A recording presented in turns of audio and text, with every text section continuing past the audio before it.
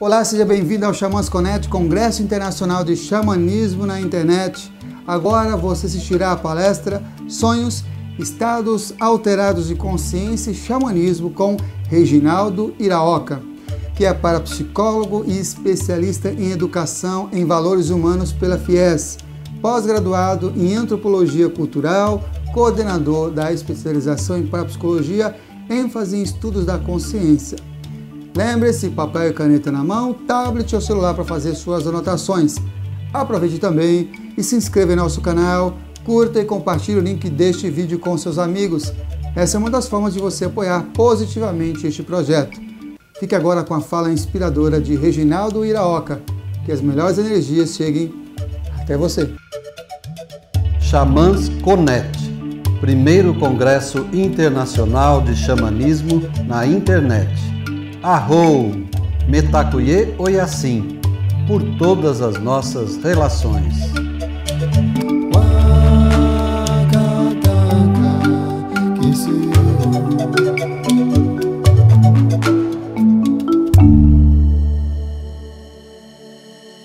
Olá, então, meu nome é Reginaldo, eu sou parapsicólogo, também sou formado em filosofia e especialização em antropologia cultural. Faço também antropologia na Universidade Federal do Paraná.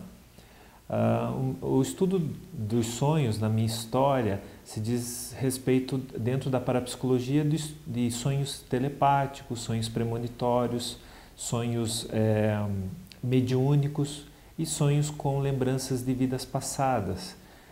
Quando fazia o curso, tinha uma disciplina de métodos e técnicas de pesquisa, onde a gente ia fazer pesquisa de campo. E fomos em rituais indígenas, fomos conversar com pajés, fomos em rituais também de Temascal, onde a gente teve experiências de alteração de consciência.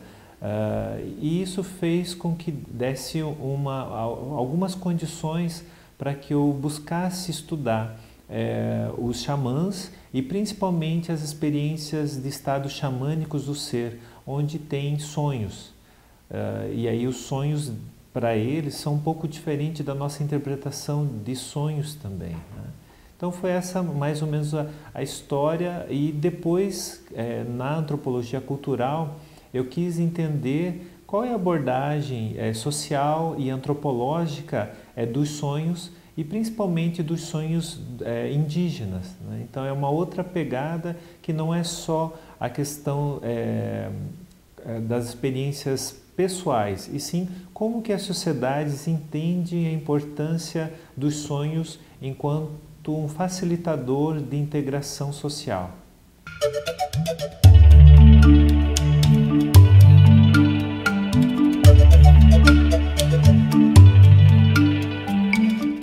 Bom, o xamanismo é uma área, né, ou digamos assim, é um contexto, né, onde na perspectiva, por exemplo, antropológica, é o estudo, por exemplo, das crenças, das práticas, da cultura, em que as sociedades ameríndias se utilizam da natureza para fazer o contato com o transcendente, onde que os elementos da natureza têm poder, têm alma, têm vida, e essa relação do ser humano com a natureza, entendendo que a natureza daí ela seria algo relacional transcendente, isso é objeto também de uma categoria acadêmica que seria o xamanismo. O xamanismo inclui pode estar dentro de uma perspectiva também da religião, tal como a antropologia da religião, e também ligado às questões de sociedade mesmo, como a sociedade se organiza em torno das práticas indígenas, práticas religiosas, práticas de cura, prática ligado a rituais, né? Então, na academia temos esse conceito, né, como um grande aglutinador de várias áreas, né? Tanto, digamos, da perspectiva do xamanismo aqui do sul, quanto o xamanismo também do norte, né, daqui das Américas, né?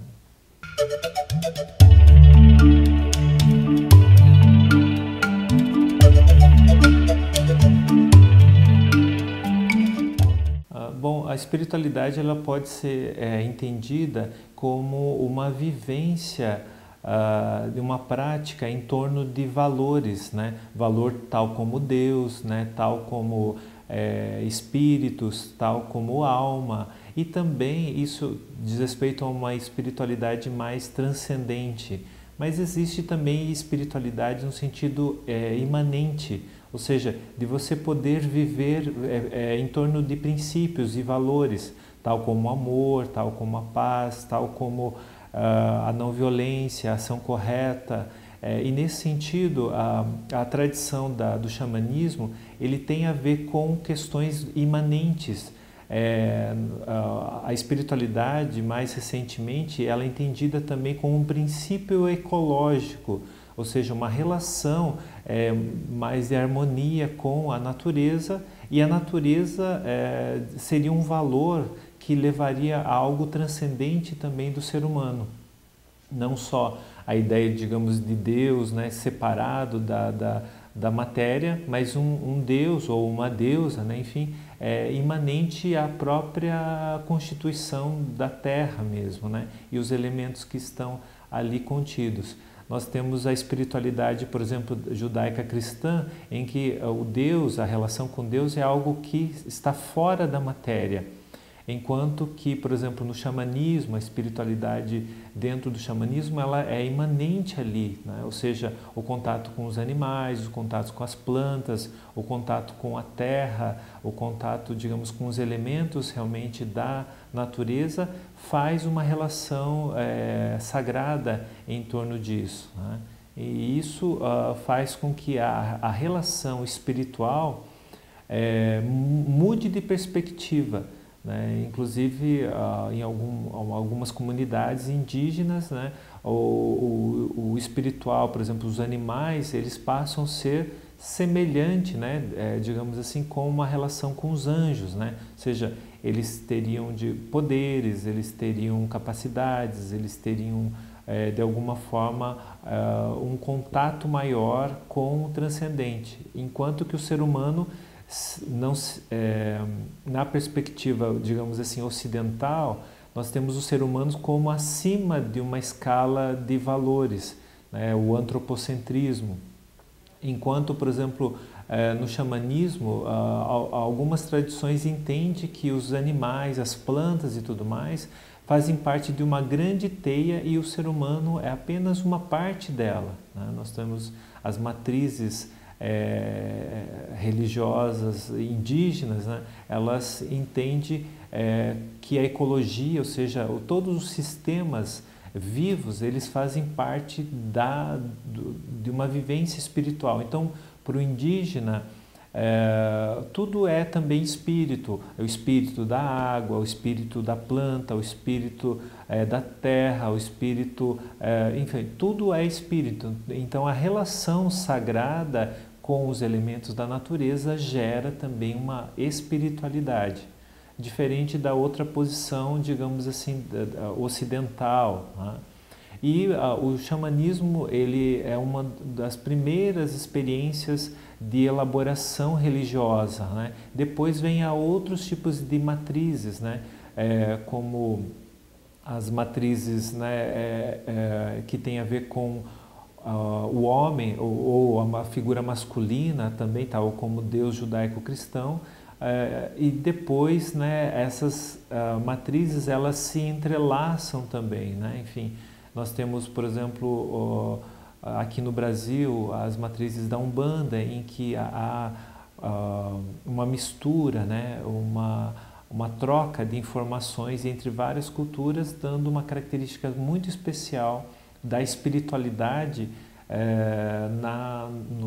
na parte da Umbanda, onde tem cristianismo, tem a cultura afro, a cultura indígena, no mesmo espaço sagrado.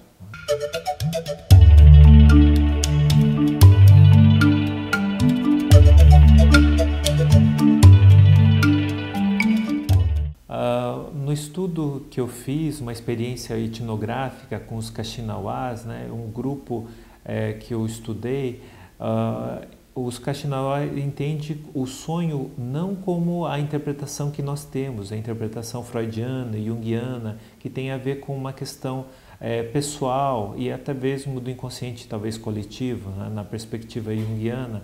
Mas, e sim, os Kaxinawás, né, eles entendem que o sonho é o próprio espírito, em que ele seria capaz de viajar para outros locais, ele seria capaz de se transformar em outros seres e é capaz de, digamos assim, fazer intervenções espirituais no sentido de cura.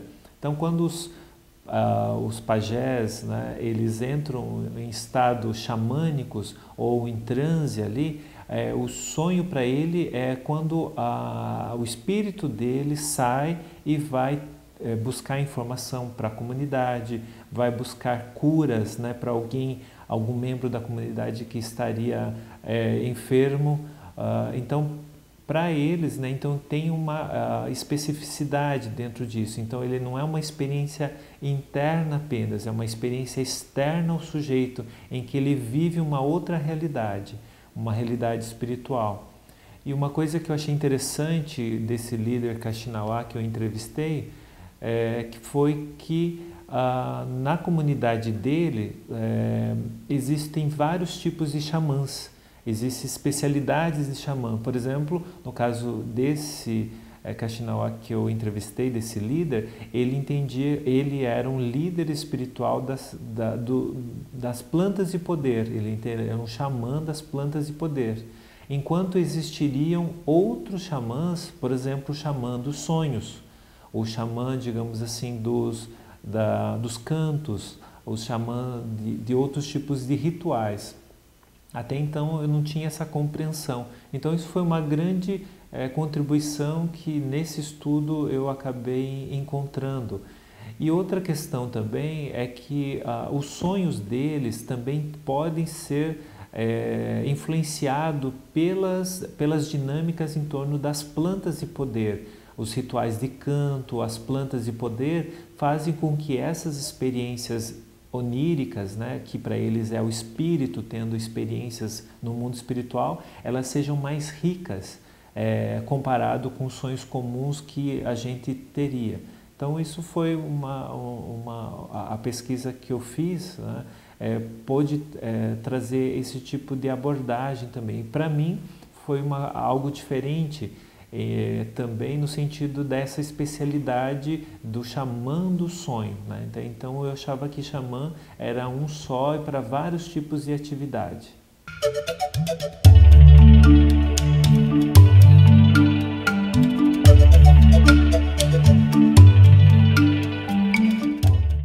Os Kaxinawás fazem parte, estão concentrados no Acre ali, e eles fazem parte da língua Pano, né? É uma língua que tem várias comunidades, né? E eles utilizam bastante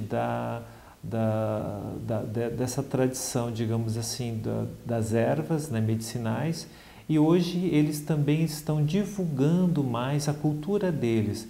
Ao invés das pessoas irem em direção a eles estão indo em direção às cidades, às comunidades, né? E esse líder espiritual, o Twin, que eu entrevistei, ele disse que também ele teve um aprendizado com outras culturas religiosas, né? E para ele não foi muito boa essa experiência, tal como ele ter o contato com orações de origem católica. Para ele aquilo não fez muito bem.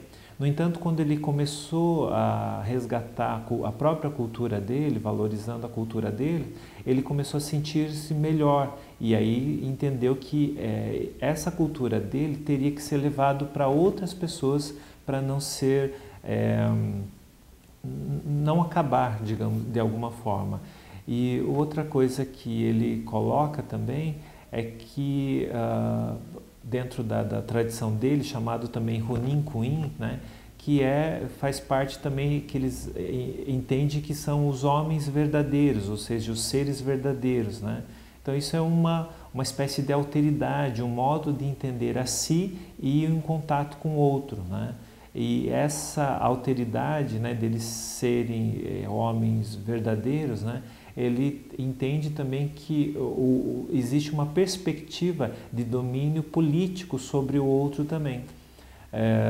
Ou seja, o contato com a outras sociedades, ela também tem conflitos também, né? Quer dizer, o modo deles, a alteridade deles, claro, prevê conflitos também, não é uma alteridade somente como que daquela imagem que a gente tem só de paz e tudo mais. Não, existe conflito de interesses e eles também têm posições de críticas em relação à nossa sociedade e à sociedade deles também. Então existe um processo político também dentro deles levarem a cultura deles para outras culturas.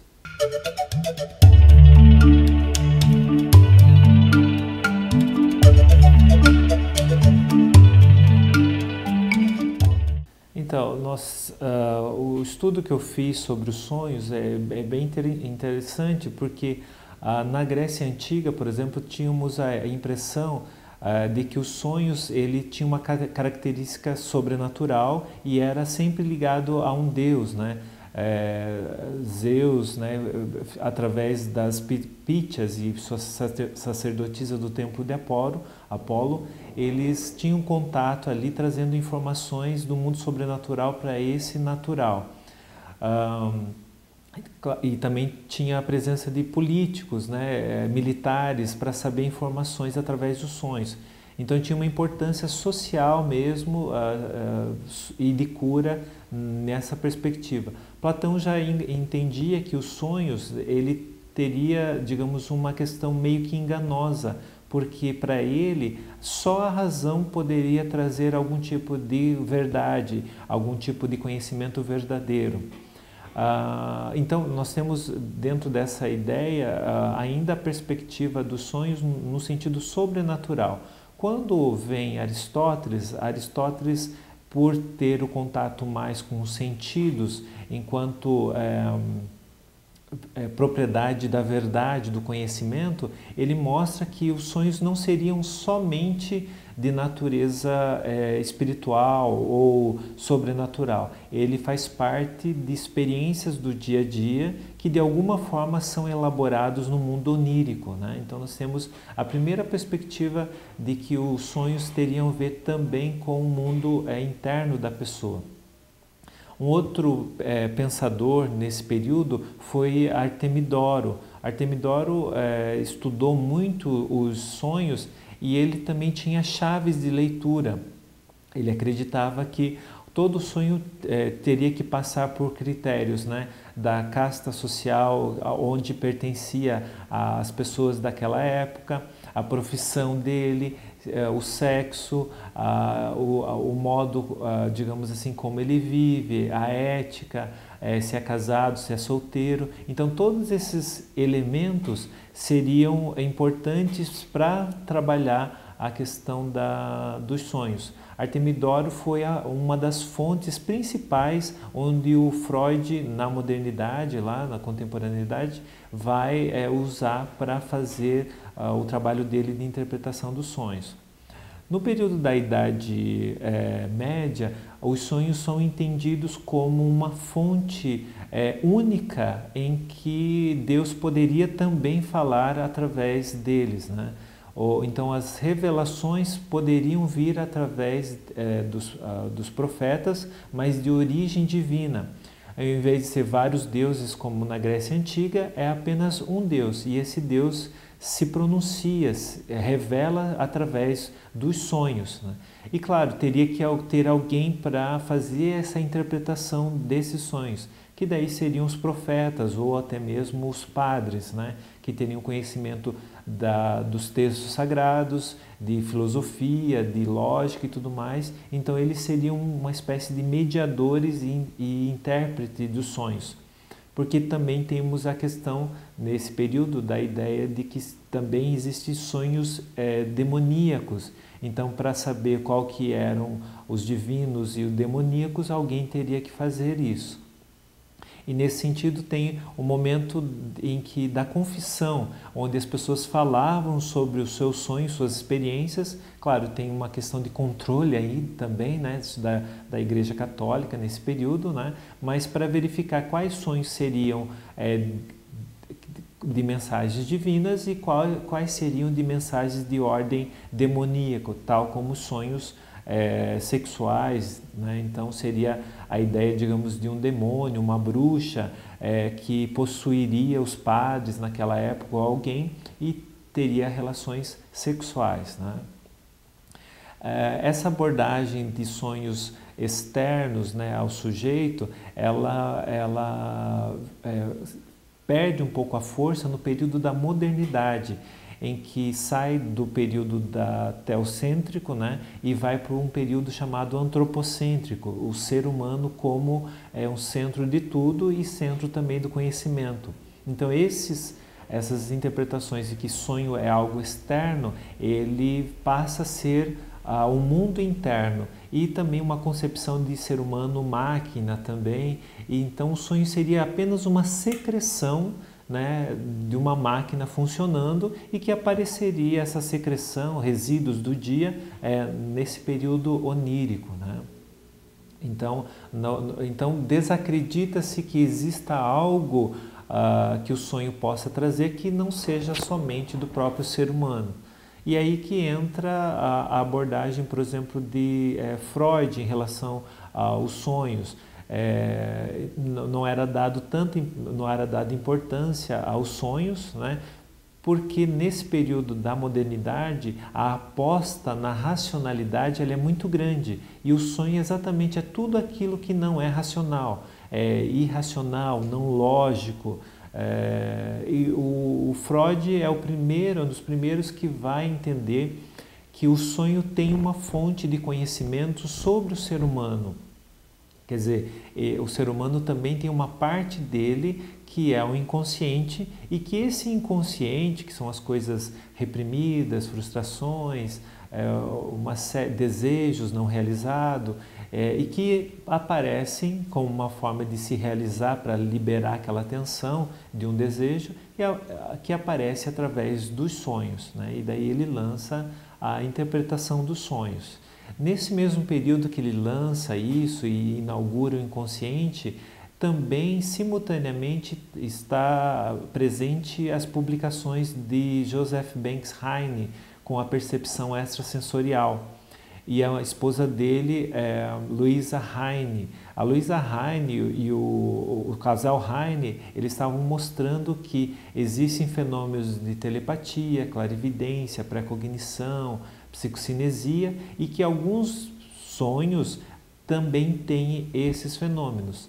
E a comunidade acadêmica queria que o Freud se posicionasse sobre esses chamados fenômenos ocultos na época. E ele tinha um certo receio sobre esses fenômenos ocultos, e em especial os sonhos telepáticos. Por quê?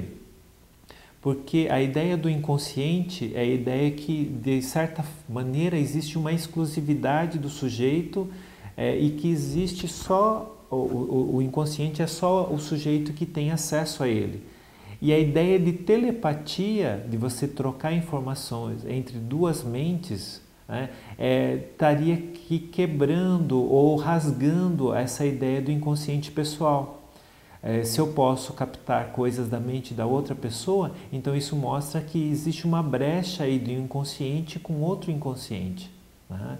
Então ele tinha um certo receio, mas mesmo assim ele tratou num artigo dele sobre os chamados sonhos telepáticos, né? Esse problema não é grande dos fenômenos paranormais para o Jung, porque a abordagem dele com o inconsciente coletivo poderia incluir essa ideia desses fenômenos.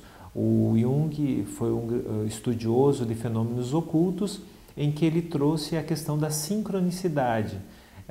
E nessa sincronicidade poderia acontecer sonhos sincrônicos também, ou seja, sonhos em que uma pessoa teria o contato ou tinha uma experiência e outra pessoa teria uma experiência semelhante também. Quer dizer, um evento interno do sujeito se mescla com outro evento externo à pessoa. E isso é significativo para a pessoa que está tendo a experiência, né? Então nós temos uma outra abordagem de sonhos que a parapsicologia então vai elaborar, que são esses sonhos paranormais, mediúnicos, espirituais, em que não se está excluindo que os sonhos têm natureza psicológica e pessoal, mas existem sonhos que extrapolam esse tipo de experiência, em que você capta através de sonhos pensamentos, sentimentos de pessoas à distância, ou que estamos falando aí de telepatia, ou você pode ter sonhos premonitórios, ou seja, sonhos que depois passam a acontecer, ou sonhos mediúnicos, em que uma pessoa, supostamente um falecido, traz alguma informação para a pessoa que sonha e que ela nunca teve acesso, e ela pode checar que aquilo é verdadeiro, né? Ou sonhos também com revelações de missão espiritual também, que a pessoa se transforma e transforma a família, a comunidade através de um sonho, tal como acontecia nos sonhos dos profetas, em que eles recebiam uma mensagem e essa mensagem era para toda a comunidade.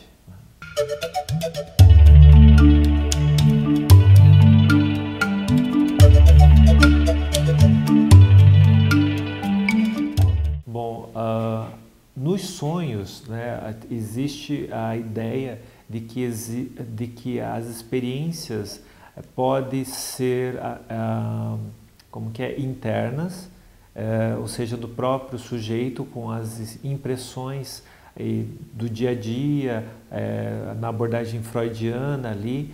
Então nós temos uma condição interna. Já as jornadas xamânicas ou estados xamânicos do ser não são experiências internas, são experiências em que o xamã ele sai do corpo, né? Ou seja, ele tem uma experiência xamânica do ser. Há uma experiência na parapsicologia que a gente chama experiência fora do corpo, em que ele se projeta para fora do corpo e vai ter experiências em outras realidades espirituais, ou vai até uma outra comunidade e pega informação se está acontecendo algum tipo de conflito, guerras, interesses ou alguma coisa nesse sentido, ou ele busca também curas externas, uma planta para alguma comunidade. Ou seja, a diferença é que uma está presente mais o sujeito com ele mesmo, e na outra experiência xamânica, das experiências de estados xamânicos,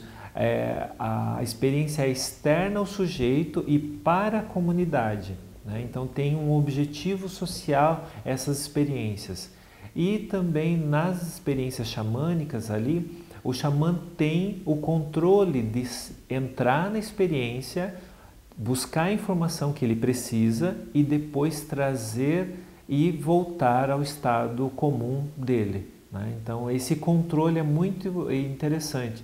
Já nos sonhos, esse controle não... O sonho é meio, às vezes, aleatório, às vezes não tem o controle. O sujeito geralmente é mais um observador.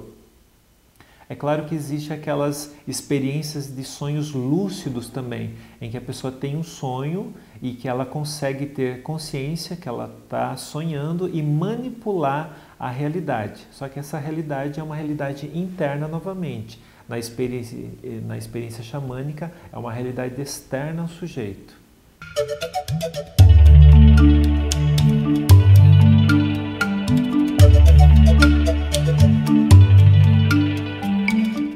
Bom, uma das técnicas, né, digamos assim, que o Freud traz, pode ser feito através de associações, né, o que significa tal objeto para a pessoa. Então a associação pode ser feita dessa maneira, né? Mas para ele teria uma epistemologia, ou seja, um conjunto de princípios, de valores, de conceitos, né? onde estaria a interpretação dos sonhos, principalmente com símbolos masculinos, femininos, símbolos sexuais, enfim. Então ele tem um tipo de trabalho. Existe uma perspectiva que eu trabalho também, que é uma perspectiva que eu chamei de socrática, onde nós apenas perguntamos para a pessoa ou perguntamos a nós mesmos, né, o que aquilo significa para a gente ou para a pessoa. E à medida que a gente vai fazendo perguntas, a própria pessoa vai elaborando aquilo. Por exemplo, e também podemos utilizar de categorias de análise. Então, por exemplo, o sonho que eu tive, ele tem personagens, né? Então eu vou anotando quais são esses personagens. Tem natureza? Eu vou anotando se tem natureza. Tem animais? E aí eu vou anotando se tem ali. Que ações eu tenho dentro desses sonhos? E vou anotando. Depois desse levantamento dos dados do sonho, eu posso fazer e perguntar qual a minha história com o que representa aquele personagem, aquele elemento da natureza ou aquele objeto no sonho. O que aquilo representa para mim? Né? E aí anoto também o que representa. Né? Por exemplo, se veio uma figura de um amigo, né, e eu pergunto o que esse amigo representa para mim. Daí eu posso dizer, né, tipo, amizade. Né? Então eu coloco a palavra amizade ali. Depois eu pergunto novamente, como a amizade está hoje para mim? Né? Então eu faço uma reflexão sobre o que cada categoria traz de informação. Aí depois, refletindo sobre como a amizade está hoje para mim, eu posso colocar o que eu devo fazer com essa informação. Ou seja, colocar em movimento aquilo que eu encontrei dos dados dos sonhos. Né? Então é um método, digamos assim, que a gente pode fazer um trabalho de autoconhecimento.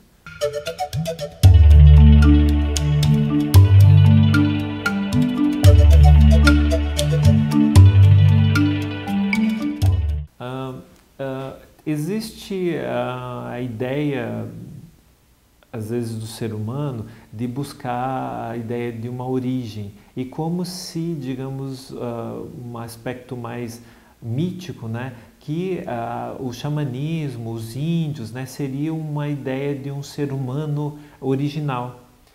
Então, às vezes, à medida que o meio urbano se distancia, entre aspas, desse mito do original, a ideia de voltar para isso tem a ver com o resgate, né? O ser humano às vezes quer resgatar uma ideia original. E claro, né, é um mito, porque não existe essa coisa tão de original, né? Enfim. Mas existe esse movimento. À medida que o ser humano também se envolve muito com a tecnologia, ele talvez queira um pouco de natureza. E o xamanismo é a ideia de um contato com a natureza e não tanto com cultura no sentido daquilo que foi produzido pelo próprio ser humano.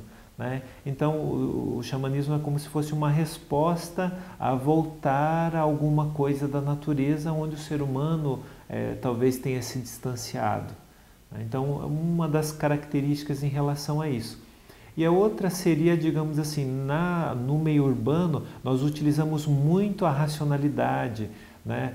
Horários, acordos, enfim, uma série de coisas envolvidas com o projeto da racionalidade. O xamanismo tem algumas questões que geram estados xamânicos do ser, ou estados ampliados de consciência. E isso também é algo que pode chamar a atenção no meio urbano. Você sair de uma certa racionalidade e ter um estado ampliado de consciência. Então o xamanismo pode ter esse tipo de coisa. A maioria das religiões tem, de alguma forma, um modo de fazer alteração de consciência.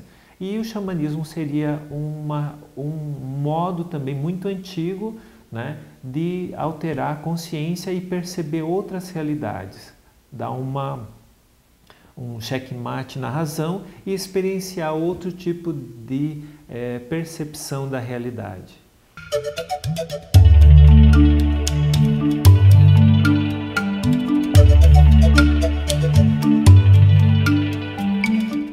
Bom, os estados xamânicos do ser e estados psicóticos de dissociação patológica, eles têm algumas diferenças, né?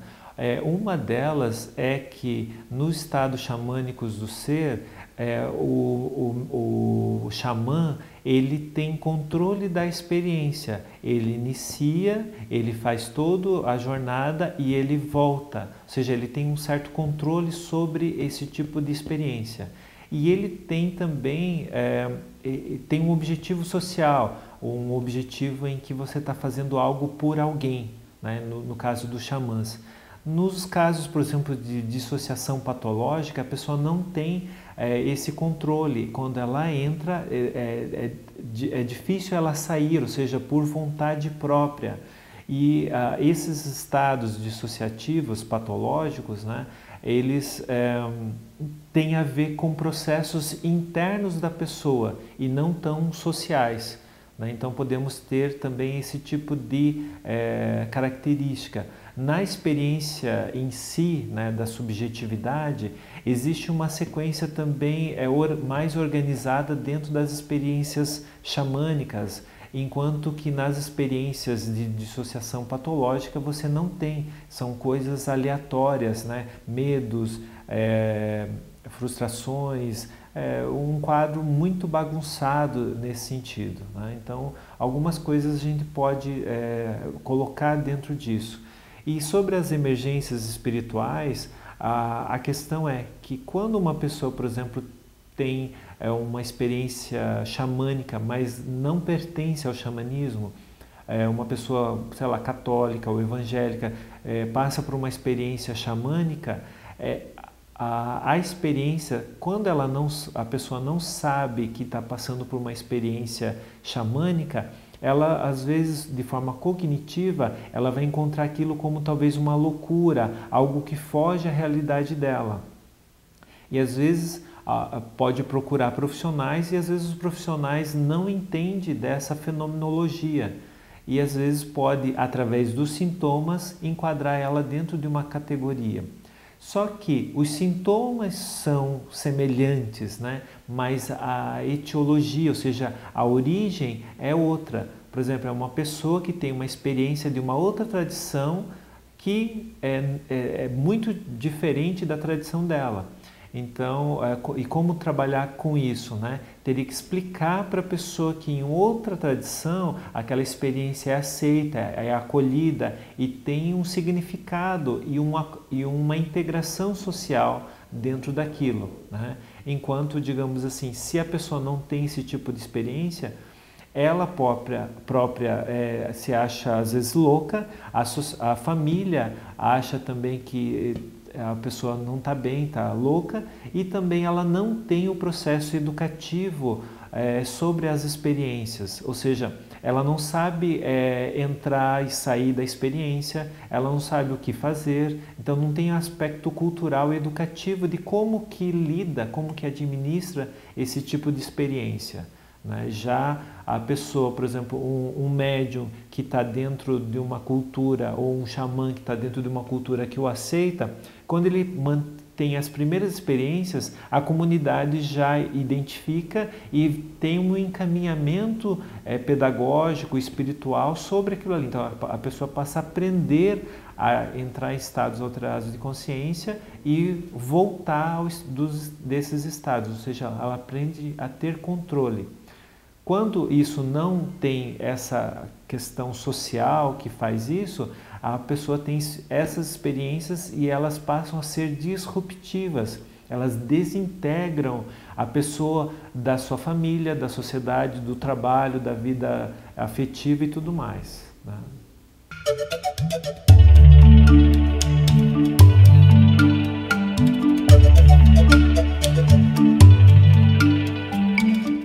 Bom, o parapsicólogo é o estudioso, é o cientista é o pesquisador que estuda fenômenos de parapsicologia, fenômenos parapsicológicos, de telepatia, premonição, mediunidade, lembrança de vidas passadas e experiência de quase morte. Já o paranormal são as pessoas que têm esse tipo de experiência, né? Então, a pessoa que tem essa habilidade de fazer, de acontecer ou passou por situações semelhantes, né? Já, digamos assim, o médium, né, é a pessoa que tem contato com o mundo espiritual. Ele é um mediador entre o mundo, esse mundo da matéria e o mundo espiritual ou sobrenatural também. Então, ele é um mediador entre esses dois mundos. Já o pajé, o xamã, ele também é uma espécie de médium, ou seja, ele media o mundo espiritual e esse mundo aqui, né? E ele transita entre esses mundos também, nesses estados xamânicos do ser. E o xamã é uma espécie de... é ele que ordena, ele que dá ordem aos mundos, né? Quando os dois mundos estão, digamos, desordenados, o mundo dos mortos quer interferir no dos vivos e vice-versa, é o xamã que coloca ordem nisso, ou coloca ordem quando uma pessoa está doente, ele volta a dar talvez saúde à pessoa. Então, ou por exemplo, nos ritos, né, digamos, nos rituais também. Os rituais é uma forma de ordenar a sociedade em torno de algum acontecimento também. Então, o xamã tem a ver com um ordenador dos mundos e dos seres ali.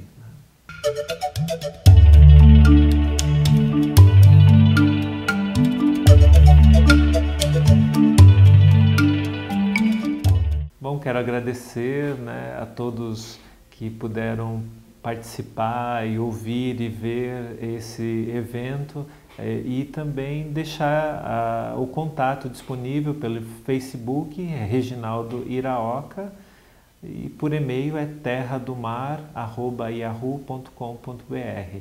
Gratidão a todos e muita energia positiva para você e para todos os familiares e amigos.